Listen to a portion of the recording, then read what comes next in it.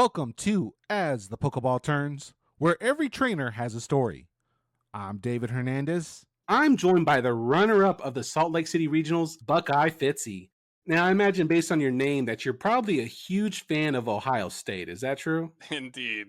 I grew up for most of my childhood in the state of Ohio and went to school there for not one, but 2 degrees. So I am a Buckeye through and through. So how far does this fandom go? Like, do you have like Ohio blankets? Do you have like a wall painted with Ohio State? Like, how far does this go fandom-wise? Yeah, I mean, it goes pretty far. I don't know that I have a man cave or anything filled with Ohio State memorabilia, but if I had one, I could probably fill it with all the stuff I've collected, both going to school there twice and then just collecting it over the years. So it is all over the place, but my better half is an Ohio University grad, so we can't go completely Buckeye in the household. That's fair enough. That's how you do compromises, I believe is what they call that one. Yep. Unfortunately, we're not here to talk about college sports today, but we are here to talk about Pokemon Go. So I got to ask, like, how did your journey in Pokemon Go started? I actually had to go remind myself of what the start date was since we can see it on our profile page. And I did recall that the better half I'm referring to, Mama Fitzy, was the one that started in the game the week that it came out. And I was basically a little too hip for it. I was never into the Pokemon franchise in any sense, didn't really play the video games or anything, despite being a big Nintendo fan. So she wanted to get our girls involved, which at the time, our girls would have been 8 and 5 and 2. So the 8 and the 5-year-old, they obviously didn't have phones, but they had their devices that could run the game. So she made a couple of accounts and started playing, actually got her mother involved, so the kid's grandmother as well. And after about a week, they were really excited about it, really enjoying it. And so I ended up making an account as well. The first couple of days, I made the account under the Pokemon Trainer Club for Khaleesi, my oldest daughter. And the intent was, okay, well, she doesn't yet have her own account. I'm going to pass this off to her. But then within 2 days of catching and exploring, I was hooked. And so I made my own account, and the rest is history. So I'm a couple weeks behind everybody else that started on day one. But it did not take very long because the excitement was running through the entire Fitzgerald household. It sounds like Pokemon Go is a family affair based on what you told me. So do y'all like go outside together and go play? Like how far does it go just family wise? Yeah, definitely. I will say over the years it has come and gone a little bit depending on how many of the girls are really into it at the moment. As the game has grown and expanded into different realms from raids to PvP and so on, the girls have picked up on some of that and sometimes they'll be into one aspect of the game more so than another. That being said, things like community days, we are still often going out, even if it's just driving around in the rain. We'll go out or walk around one of the local parks here in the Cincinnati area and we'll have a good time with it. Where very often it's all 5 of us playing together. Oh, that's so sweet. Like I always love seeing families play together in the park. It's just something about just seeing it's like a new family game night. You think about back in the 80s, people would play game nights a little bit together. And I feel like Pokemon Go has kind of brought that for other people, but just in the digital form. It's very analogous. We are a huge tabletop gaming family as well. I was raised kind of doing that in my family and have passed that tradition down. And it is very much like that, just in digital form. And honestly, I was admittedly a bit annoyed even when I got hooked on the game a little bit initially. I felt, I don't know, we're all staring at our phones outside, but it could be a lot worse. You could be doing a lot worse things on your phone. So it's just become second nature, basically. Now you said that you actually grew up playing Nintendo a lot, but Pokemon didn't catch your interest. Did you just like grow up past the age of Pokemon being appealing, or was it just something specific about Pokemon at the time that didn't appeal to you? No, it was very much in the wheelhouse of when I grew up. I'm a 90s child, and for whatever reason, it didn't capture my imagination quite like Zelda and Mario and other core Nintendo properties did. I mean, of the Nintendo properties, I'm definitely first and foremost a Zelda person, so I'm traversing Link through whatever adventures they're going to throw him in this this cycle. I've saved Hyrule on way too many occasions. Say Princess Zelda like how many times? Yeah, probably 50 to 70. It And is an 50 to 70 obnoxious amount. more. Yeah. Well, very cool. So you said so y'all would drive around a lot. Is that primarily how y'all played before PvP? I think the first big change after the game had been out a year was raids, and I do small amount of travels for work, and so sometimes the family will come along and just explore while I'm working wherever it is, and it was typically Washington D.C. It's a great town for them to go to museums and explore, but then in our free time we'd go around and also explore whatever Pokemon we could find. And then I just recall on one of those trips, raids dropped for the first time, and I believe it was Articuno that was up first in the raids. So we have some Articunos on all of our accounts saved from exploring raids for the first time. Are you all on the same team by chance? No, actually. And we haven't changed teams, although we've strongly encouraged our middle child to do so. But of the accounts that we have in the family that are actively played, there's one Instinct, and like I said, that's our middle daughter, and then the rest of us are Team Mystic. You have officially become my favorite family so far. Like, you have no idea how many people I've seen who are Valor and Instinct. Like, where are my Mystic people at? So, Yeah, and I wish I had a Pokemon history so I could, really stick it to Team Valor, but honestly, they're just the people that get me my gym coins. So. yeah, for sure. Since you've become familiar with Pokemon through Pokemon Go, do you have any particular favorite Pokemon at all? Well, I did name my car after Umbreon, so I guess that's probably the leading contender. Really? Yes, so I have a black vehicle, and I actually got a plate that says Umbreon. So if you happen to be driving through Ohio and you see somebody, it's like, oh, that's a Pokemon car with an Umbreon plushie in the front. That's me. So I have full bought in here, even though I've only been a Pokemon fan for now 6 years. We have definitely decided, hey, we're going to go all in with this. The kids are so passionate about it. And just like any other pastime or interest of theirs, when you're a parent, you want to dive in and really kind of enjoy it with them. And in this case, it's neat because I've gotten to connect with a lot of people in my age group that are original Pokemon fans. And so the community we've been able to build locally and of course at some of these regionals, even broader than that, it's just been staggering how many people that are my age colleagues or younger. There's just a ton of people at all different walks of life and all different age groups that are into this Pokemon franchise. So that's been really neat to see and then join that community basically. What is it like to play in Ohio? It's not bad. We do have 4 seasons in Ohio, although autumn tends to be far too short. We skip right over summer to winter too many years often, but it's really not bad. I did kind of joke earlier that sometimes we have to drive around on community day because it gets rainy or blustery. I mean, honestly, part of that is just having the 3 children as well and not necessarily wanting to drag them out and get them sick or whatever. But more often than not, I'd say community day once a month or a little bit more, we're able to actually go out and enjoy the outdoors.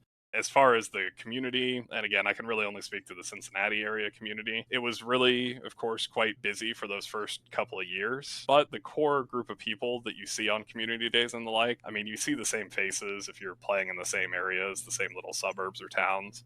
So I would say it's got a pretty strong following still, particularly for a game that's 6 years old. How harsh does the weather get in winter over there? Like, do y'all have to like sometimes not be able to play, or do y'all play while driving in the snow? Yeah, so we don't get a ton of snow down in Cincinnati. It's not quite the same as it is up in Cleveland, where they get a lot of lake effect snow. For us, we probably will only get 1 or 2 significant snows a year, and more often than not, those don't happen until February. Granted, that's still a time of year when you'd be playing Pokemon, but at most, I think there's only been maybe once or twice where we've had real significant snow over the last 5 years. Because we don't get snow all the time, when it does snow, you are busy playing from the house, right? Which during the pandemic, all the bonuses that they made to make playing from home a lot easier made those circumstances not so dire. But there have been other times where the reasonably good community day and you're kind of stuck in the house just catching what you can. Now, of course, you're definitely more focused in PvP nowadays, but before PvP, what was your primary objective when it came to Pokemon Go? Was it primarily just family based, or did you like collect stuff? So for me personally, it was Pokedex filling and collections. That's always been, and still is to this day, fascination for me is, I guess there's some completionist mentality that I have to try to catch them all or whatever the saying is. So while I still enjoy that, I still enjoy hunting down trades with local people that have traveled afar to get regionals that we can't get here in the States. Obviously, that part of the game has fallen a little bit to the backside as there's only so many Pokemon released a year now, or so many new ones that can come out. Even though that was my primary focus in the beginning, the game has obviously changed for me and for all of us as we've gone along. Now, I know you've said you traveled around because of your job.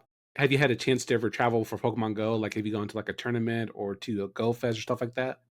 So we did do Go Fest in Chicago in 2019, which was obviously one of the the best trips, and I recommend the in-person Go Fests to anybody that can make it happen. That was one of the things that we did. We had in-person Sylph tournaments once those started up in town. And then primarily, we weren't traveling for any particular reason related to Pokemon.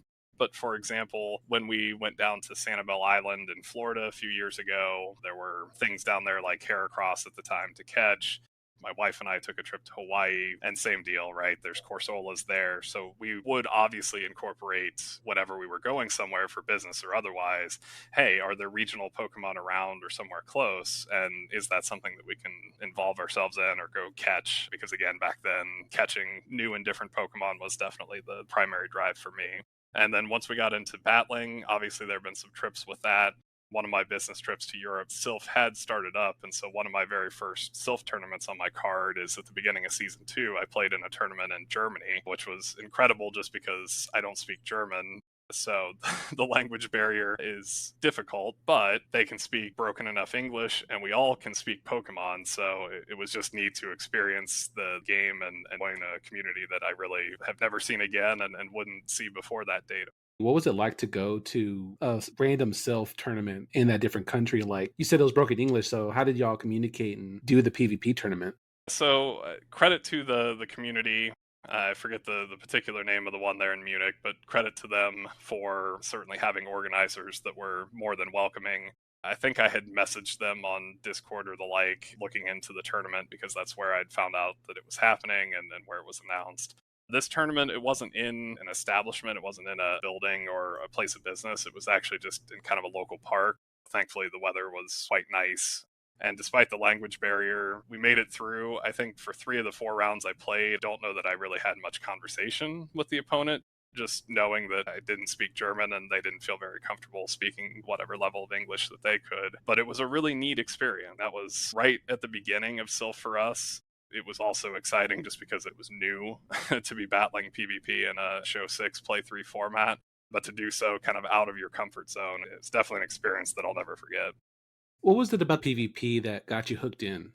So ironically, we'll go back to GoFest there in 2019.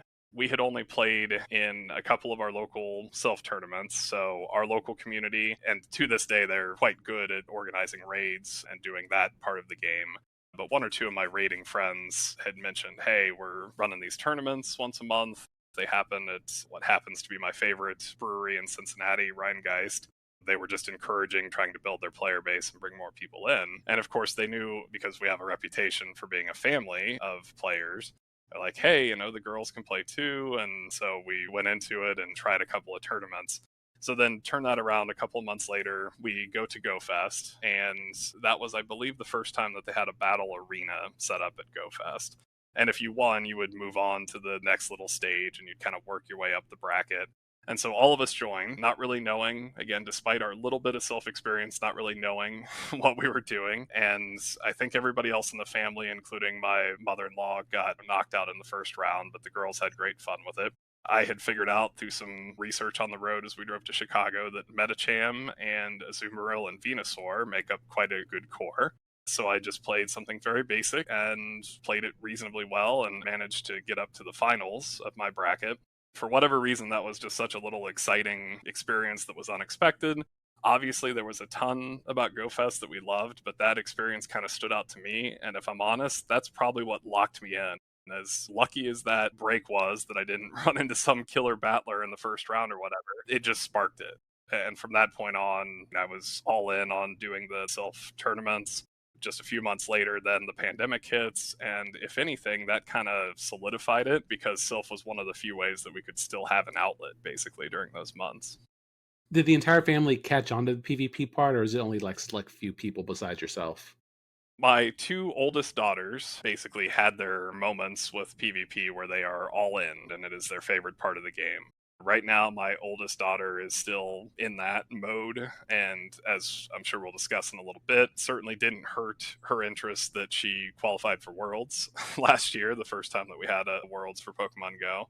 She is the one that is currently right there in maybe not quite as many self tournaments as me, but certainly is doing multiple self tournaments for the formats a month and is engaged in various Discord servers and always battling.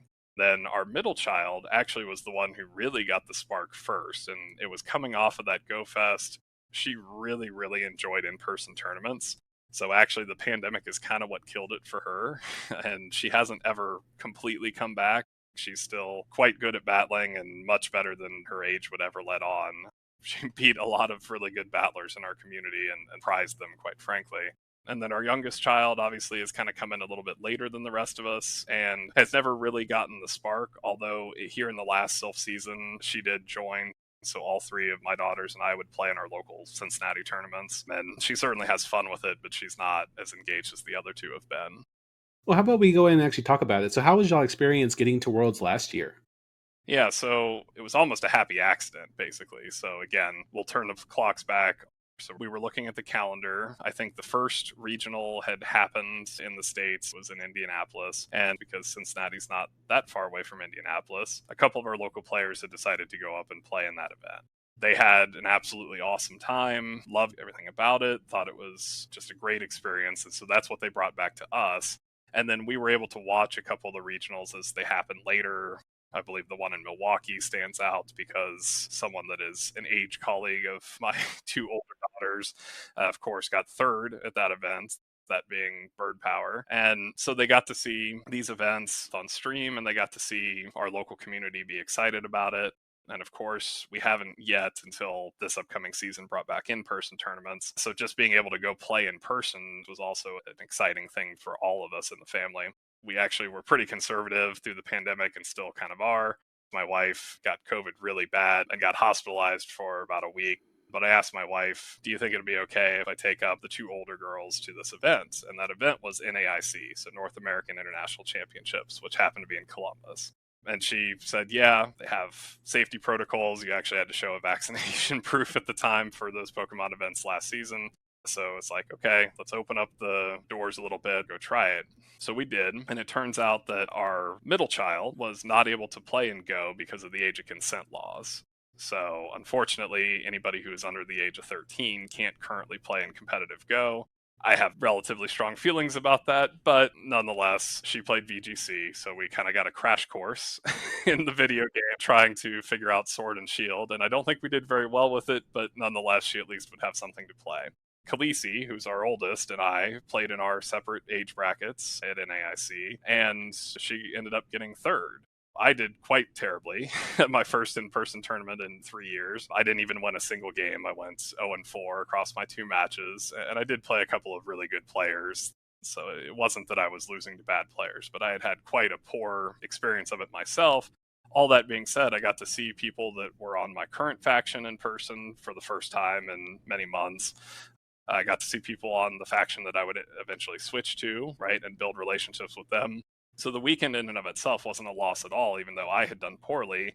And then the World's invites, I believe, went to top 4 at North American International Championships, and the travel awards were to the top 2.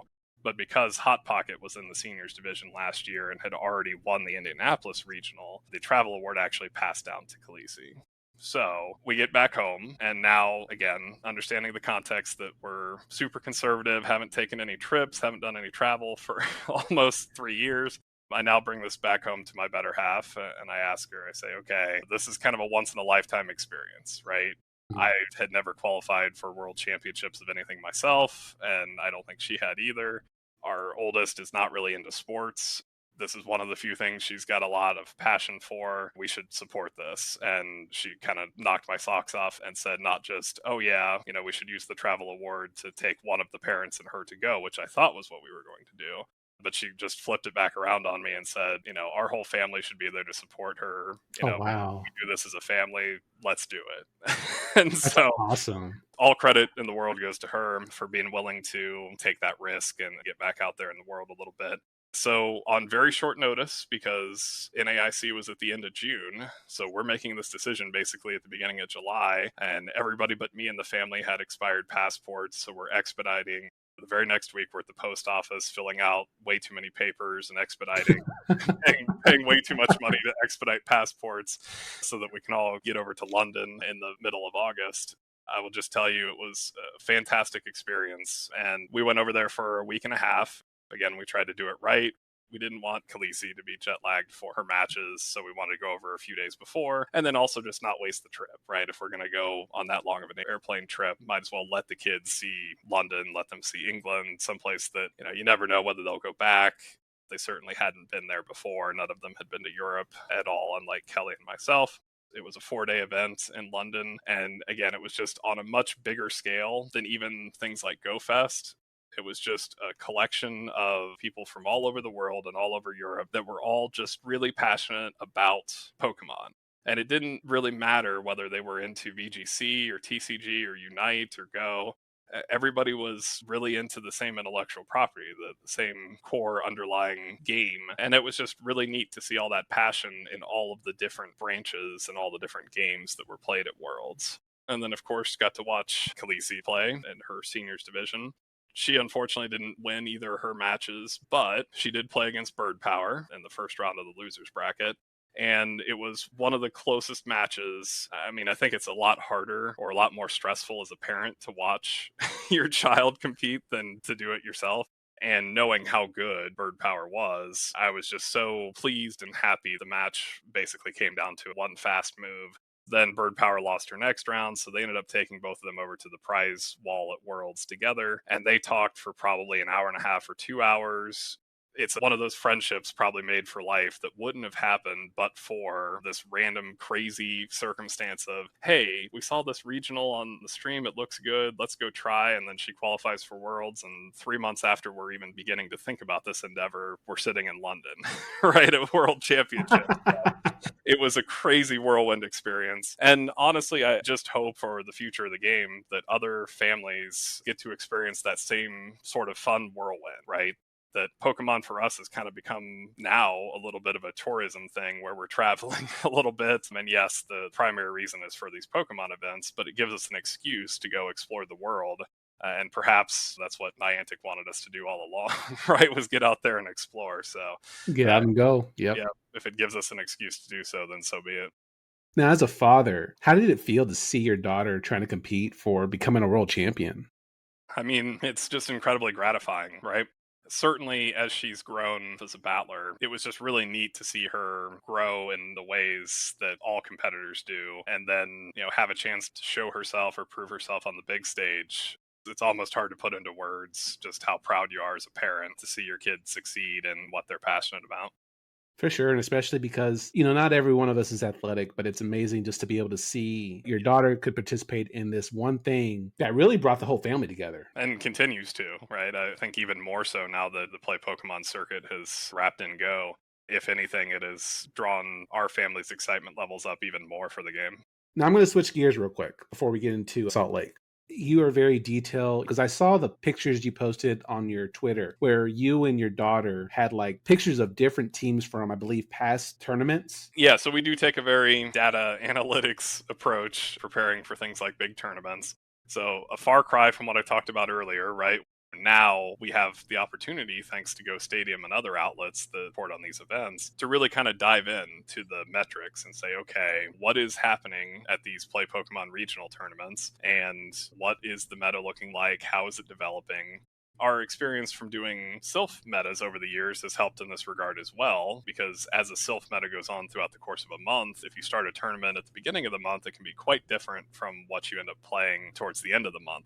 So same deal with Play Pokemon. We've taken that same approach and print out meta charts that show what percentage of players are playing each of the Pokemon, all the way down to team building, right? My favorite chart that I took a picture of during my tweet storm there after Salt Lake City was just a PvPoke sim chart of the top 30 Pokemon that we thought would make up the meta. And so I'm just looking at the matchups, the 1 and the 2 shields, and deciding, okay, what fits the gaps that the other 5 Pokemon leave on my team. I was thinking about that, quite frankly, up until the night before the tournament in Salt Lake City. But again, taking a very data analytics approach to it as a family and trying to figure out, okay, yes, we want to run what we know and we want to run what we enjoy. We want to do so in a way that gives us the best opportunity to succeed. And the effort definitely showed because both you and your daughter were pretty close to facing each other in the final round. I believe, if I'm not mistaken, I think had she had won against Mormon Matt, you two would have played each other. Yes, so we were one away from it twice, although I will admit we weren't so sad that it didn't happen because we had played each other in the winner's bracket in Peoria 2 weeks before. So Salt Lake City was never really on the agenda, right? When we looked at the regionals schedule for this year after we got back from Worlds, we said, okay, Peoria is a relatively short drive. We'll go to that one. But really, it wasn't until the end of February in Knoxville that we were certain to go to another one. After we had invested all this time kind of preparing for Peoria, staying up to date on the meta, doing all this team building and practicing, we made the decision the Tuesday before that Paige and I were going to fly out and give it our best shot. So it was kind of a last minute decision. Obviously, it worked out. I think having prepared for Peoria in such great detail, where all three of us in the family that can play did play, and then kicking the tires on a couple experiences that we hadn't had before. So Paige and I had to play each other in Peoria in the winner's bracket in the second round. I happened to beat her, but then our next matches, hers in the loser's bracket and me in the winner's bracket, were both on stream. That was the first time that either one of us had ever been on stream. It is quite a bit intimidating the first time you go up there, no matter if you're used to that thing or not. We both took our lumps, but I felt like we learned from it. And then when we got to Salt Lake, where almost all of our matches were on stream, in fact, all of my matches were on stream. At that point, having been through the experience once, it's kind of a little bit old hat, right? And even if we had to play each other at the end of the bracket there in Salt Lake, we would have been through that experience before, having done it just 2 weeks earlier in Peoria. Do y'all have like any conversation beforehand saying like if we face each other, we go all out or like anything like that beforehand? Oh yeah, no, there's no mercy in the Fitzgerald family at all. and Right. and I know I've been asked that by my factions mates as well. They say, well, if you get paired against her, do you take it easy? And it's like, no, only one of the two of us had qualified for Worlds. So she's on her own, but it's just the irony as well of the first time she has to play in the Masters age bracket. She gets paired against her dad in the second round. And it's not something that intimidates her, right? We actually do get paired quite a bit in our local Sylph tournaments and that. So we play competitively against one another a fair amount, as it turns out. It's still just difficult because it's one of your primary training partners and they know all of your playstyle quirks and vice versa, so it makes it quite difficult. The exciting thing about Salt Lake is the way that the bracket turned out. We were on opposite sides of the bracket and we both won all of our matches in day one. And had we both won, then we would have played each other, but we would have been playing each other in the winners finals, which the winner of that is locked into a Worlds invite. Going back to kind of our family story, after we had experienced London and what a neat trip that was, my wife and I decided for the family that we were going to basically treat this as Khaleesi's travel sport this year, which sounds a bit silly, but again, she's not into sports or anything. She's 14 years old, right? How many more years are we going to have to like truly invest in something and for good life experience? And then the goal was for one of the three of us to get a qualification for Japan, because again, it presents an opportunity to travel the world and expose our family to culture and an experience that they won't get otherwise. That's why we went to Peoria. That's why we ended up going out to Salt Lake. And we probably still will go to 5 to 7 of the 15 US regionals.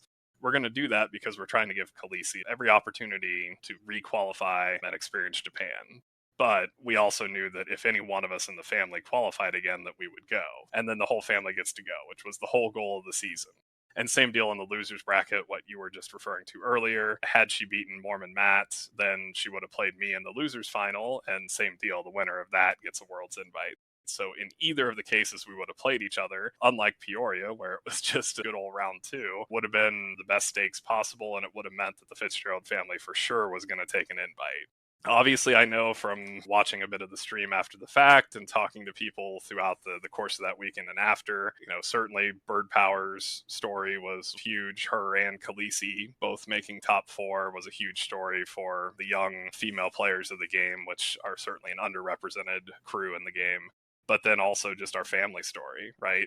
I mean, I don't know how many opportunities you're going to get to see 2 family members make top 8. I think that's going to be a pretty unique thing that won't repeat itself too often.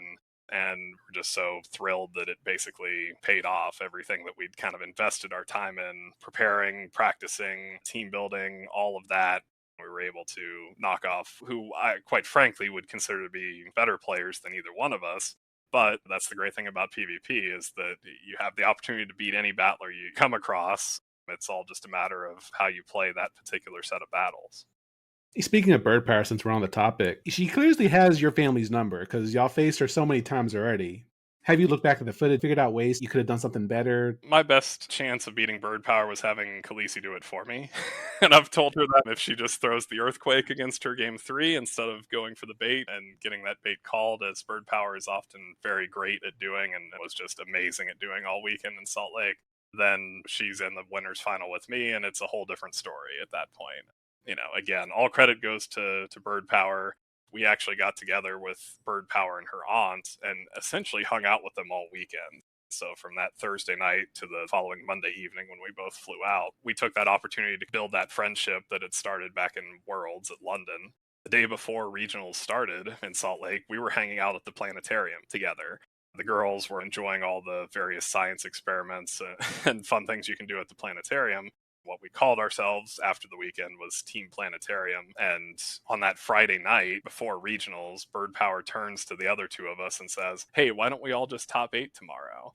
I just kind of chuckle and I go, "Okay, you know how unrealistic that is." Famous last words. Right. We had been at the convention center hanging out with Arrow and Cindy and and Axon, some really great battlers that people know from World Championships last year. So I knew the density of the quality of play was still going to be really good. There were still some really top tier battlers there that you would have to overtake if you were going to do well. And I'm just like, what are the chances, right? Two young girls and me, an old timer in the game, right? I do decent in individual Sylph, but I don't consider myself top tier or anything by any stretch. So it's like, hey, 2 out of 3 would be great, right? That was my snarky response back to her, is 2 out of 3 would be great. And then they both played in the morning group on the Saturday morning. They both won all their matches and were set to play one another in the top 4. And I'll never forget, before the afternoon bracket starts and I'm about to go up on stream, the two of them are chit-chatting it up and they turn back to me and they say, "Hey, all 3 of us are going to make it, right? Now it's your turn to hold up your end of the bargain." And I'm like, "Oh, so no pressure," right? She called you out, man. Definitely. But, there's nobody. I mean, certainly if both of our family members had gotten the invites, that would be best case scenario. But there's literally nobody else at that tournament and nobody else in the Pokemon Go competitive PvP community that I would rather lose to than Bird Power, just because we've grown so close, right? In this case, the two kids have basically grown this awesome friendship, and she and her aunt are just really neat people to hang out with. So other than Khaleesi, I couldn't have handpicked a better opponent that I would want to face. Now, you've actually said you had some strong thoughts about the removal of the senior division in Play Pokemon. Would you be willing to share those thoughts? I've explained earlier our family story, right? The fact that even though we were quite known as battlers within our local community, we were just a family that decided, hey, let's go to one of these local events and see how it goes. And not every one of those stories is going to turn into, oh, somebody qualified for Worlds. But you might get that spark, or you might have something happen like what happened to Paige. And admittedly, because the numbers were a little smaller on the senior division side, the opportunity was there. If you were a good battler, you could get a qualification to Worlds. And certainly she had to do well enough to end up winning that travel award. The only 2 people she finished behind were Wadaj and Hot Pocket, who are both amazing battlers that can hold their own against every adult in the world. So she basically beat all of the battlers that she had the opportunity to beat, and then opened up this opportunity for our family to go to Worlds, have this awesome experience of traveling for the purpose of Pokemon, but also experiencing the world as you can traveling for these events. I view future of Pokemon Go and Play Pokemon competitive circuit as a huge opportunity for this game. The phone app has only been around for 6 years. It doesn't have the same 25 plus year history of the video game series and the TCG. And if you want this game to be a long-term player, in my opinion, you have to grow the future of the player base. So what happened to our family is a story that I think is repeatable. So if you get more senior division players, so teenagers, that get these opportunities and then can compete in their own age bracket and have good successes, then that's something that they can kind of parlay into further interests as they grow into 16 plus and then go into the Masters division. The other thing that struck me as we were sitting at Worlds and watching some of the VGC finals and the trading card game finals is that when those top 8s would happen or those last rounds of Swiss would happen, the competitors on stream would be shown and then they'd put up their former accomplishments in the game. And for the Masters division, almost half of the accomplishments listed for a lot of these players were Worlds finalists Seniors Division 2017, right? Or, you pick a year. but it was stuff that happened back when they were in the junior and senior division. And you can see why those players then become the next generation of top tier battlers in their games. I think the same is going to hold true for Pokemon Go. And if we grow the circuits as much as we can, and we give the kind of the organic opportunity for the younger trainers among us to have successes and then parlay that towards the future, all you're going to do is build the future of the player base. In a battling community that, quite frankly, is very passionate, you're going to have a natural spin-off of people. And if we don't have another source of new players to bring into the game, then at some point the game doesn't justify a spot on the Play Pokemon competitive circuit anymore. I know that I'm coming at this from a biased position, but I have a really interesting story to share that is, hey, our family would have never been this engaged in Pokemon Go, and we would have never been engaged in competitive Pokemon Go to this extent if it hadn't been for the opportunities granted in that first little partial season where they did have a seniors division bracket. Because if Khaleesi doesn't qualify for Worlds, we don't go to London. And then, yes, we might have attended a couple more regionals, but we certainly wouldn't have been engaged as much with this. And also encouraging people in our community to do the same. I think if we're serious about this game being something that is still here 10 years from now, then this is just one of the things, looking at the other two games that have had that long-term success, that you just have to do. I would like them to figure out the age of consent law. I am an attorney in my day job. It is not that type of law, but I can assure you that age of consent is a problem that can be overcome. Now, all that being said, this isn't to say that those players, especially on the top end of those players, they absolutely can compete in the Masters division and they can do quite well. I'm not so concerned about those players. I'm concerned about the next tier of players down, that if they don't have a way to get a little bit of success, they might not get that same spark and they might not then buy in for the long term in this game. And to tag team on that, I don't see you as saying that, oh, we need to make it easier for people. You see it in sports. Like, you don't see a 6-year-old going into the NFL. That'd be suicide.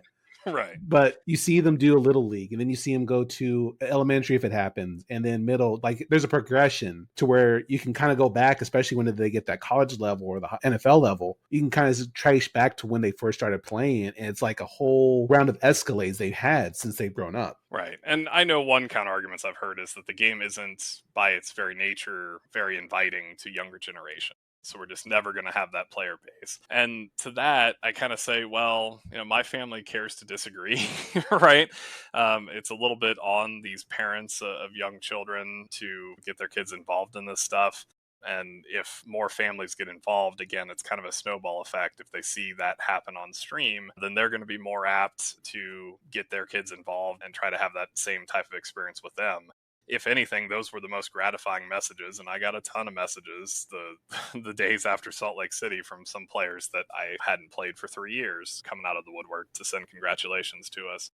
But a couple of them just shared how they were watching it with their daughter and being like, hey, someday that's going to be you and me, right? And that warms my heart. I'm like, yes, I certainly hope so.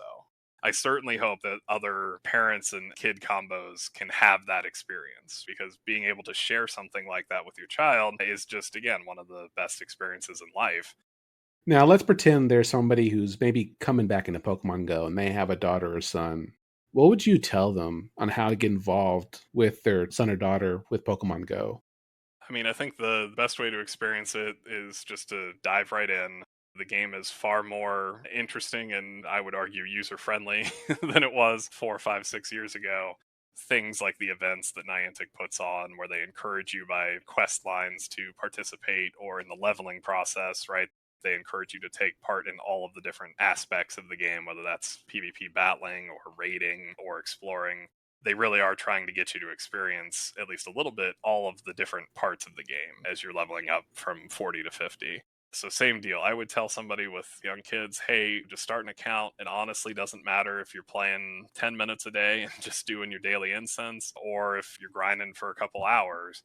Go out there and experience the game, pick up each different part of the game as you have an opportunity to, whether that's raiding or battling in GBL and so on. If somebody were to come to me and say, hey, I know a little bit about battling, what steps should I take next? I would encourage them, if they have the means and they're close to one, to just go to one of these in-person events. And that could be a Sylph tournament, or it could be one of these Play Pokemon regionals. So with everything you've talked about, going to all the regionals and everything else, what do you consider your biggest accomplishment when it comes to Pokemon Go? It's hard to not say qualifying for Worlds, right? You could say it. Hey, I'm not discounting that. I mean, I joked with my coworkers, right, as we're trying to explain, and again, I work in a law firm, so it's a nerdy law firm, but nonetheless, it's a little hard to explain that we're investing in a travel sport that's not a sport, right? When many of their kids, for my colleagues, are actually in soccer and things that are a little bit more normal, I guess. But regardless, trying to explain, hey, the reason that we up and went to London as a family and I kind of cut away from work for a week and a half is because how often in your life do you qualify for World Championships? And my line that I had said all throughout those months earlier this year was, I never qualified for a World Championship, so why wouldn't we support her? Because this might be the only time that she gets to do something like that. And then what do you know? We go to 2 regionals in the next season, and then I'm the one that qualifies for Worlds. And I can no longer say that. It just dawned on me, a day after Salt Lake City. I'm like, oh crap! Now I can't use that as an excuse that we're invested, right in a daughter's pursuits, because who actually gets to qualify for Worlds? But I guess I'll just have to explain that I am also quite nerdy myself and have gotten into it just as much as the daughter that drug us along on this worldwide adventure initially did. They don't know that it still feels real, which maybe is even more indicative of why that's probably the best accomplishment. It'll probably not feel real even when you get to Japan in a couple months. I mean, the fact that I wasn't into Pokemon at all, and then I got a custom license plate for my car and have fully bought into the fact that I am now a Pokemon nerd, maybe that is actually the true life accomplishment here. I've gone from 0 to 150 miles an hour on Pokemon fandom in 5 years. And I just love meeting all the people at these in-person events, whether it's Go Fests or community days or play Pokemon events, and just talking to them. They come from all walks of life, right? I've just been really impressed at all the different professions, all the different interests, all the different cultural backgrounds you run across. And it truly does make it rewarding to be a part of the community, to just see all of the diversity. We're quite busy with the day job stuff, but we're just as equally passionate about our community on the Pokemon side and experiencing this part of it as well. And I hope for anybody that enjoyed or was inspired by our story, do not feel like we are not approachable. Please, by all means, come up and say hi. If it hasn't been clear from ranting on about all of our crazy experiences, this is what we're in it for, right?